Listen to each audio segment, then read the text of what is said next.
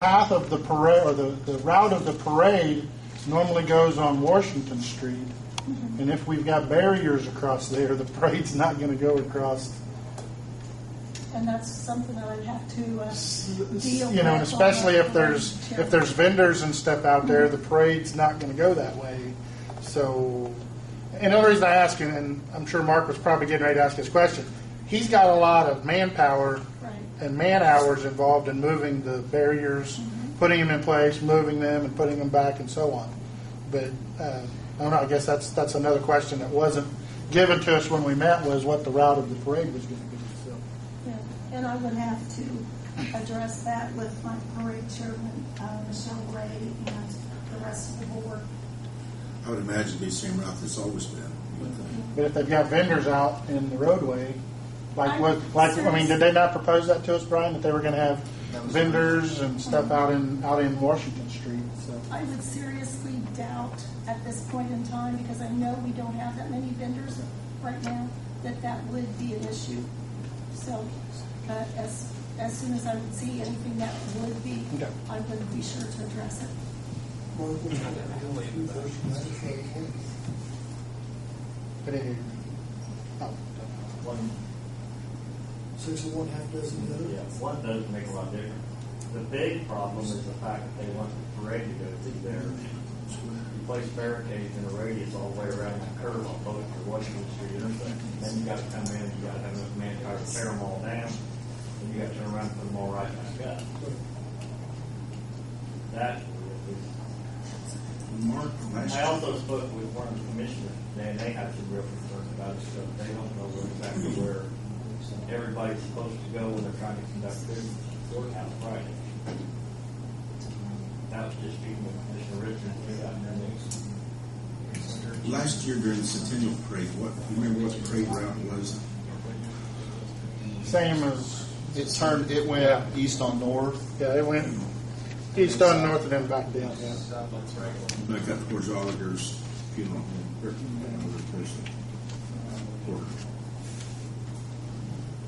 I don't believe Washington Street is closed. No.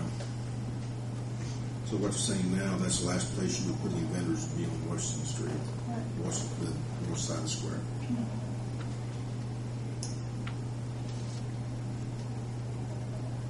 And if we approve it, it'd be pending the commissioner's decision as well.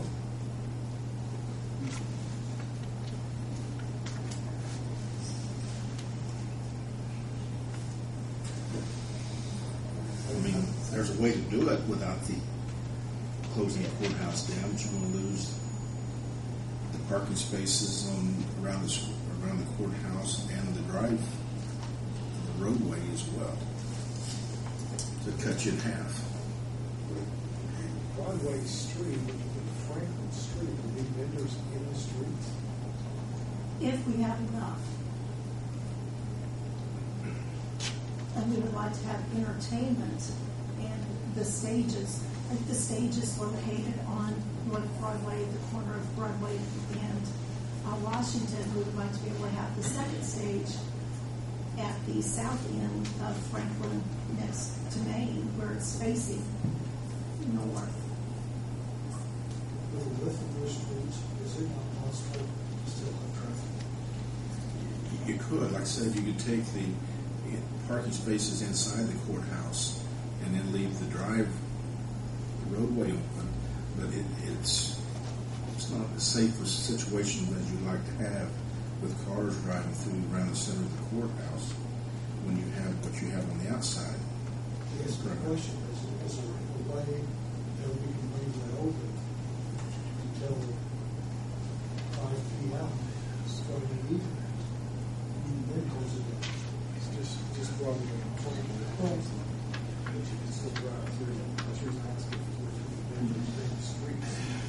If they would be adjacent to the courthouse rather than on the east side of the street, on Franklin, or on the west side of Broadway.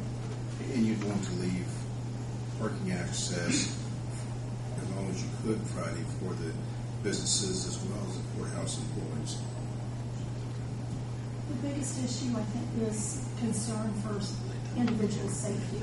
So one of the things we were also going to ask this year is that people on their bikes and skateboards, we're going to put up some notices that we discourage those that are pets that are just, they're not service animals, because that, you end up with kids running loose, and we don't want that.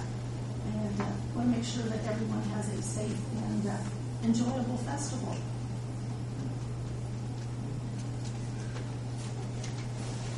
I think we talked about, so we waited in Franklin and Broadway till Friday, 5 o'clock or something. They checked in. I think some of their problem with that, and correct me if I'm wrong, Laura, is the time you're going to put the stages up. Because they're kind of, somebody has to actually physically come in and put the stage up. And I was thinking that they were talking about they were going to do that on Thursday evening? Thursday night or Thursday night. Friday morning. So we run into the issue if it's not closed on Friday early, then you have employees at the courthouse and other people parking there that, may live above the different downtown businesses and parking and not allowing the vendors to get set up in their correct spaces. And I understand it is only one day of inconvenience, for the courthouse. You still have Saturdays as well for some of the businesses around the square. But I don't really think we can do anything until we hear what the commissioners have to say. And we have one more meeting between now and then. With September is the 6th, next full board's meeting. And when is the Fall Festival? 17th, September 17th. We've got 11 days.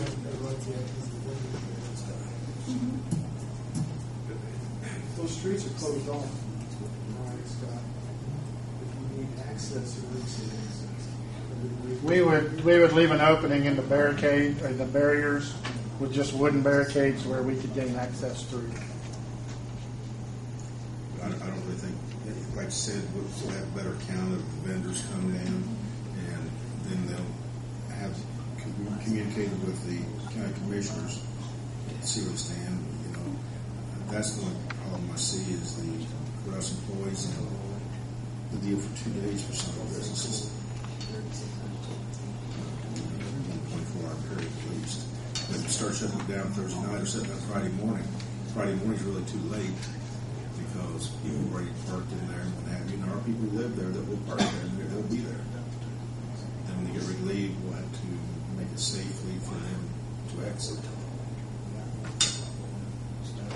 So we've never said no before. But it's a little different story this year because we have 2 stages and we close the entire square. We want to do it too. No, I understand. And more information next month, and you would have already been to the commissioners. So it gives them their idea what to do. That'll be okay then? Yeah, that's fine. Okay. We'll look forward to seeing you here again next month. Okay. All right, thank you. Thank you. Next on the agenda is Gary Murray, Lake Street update.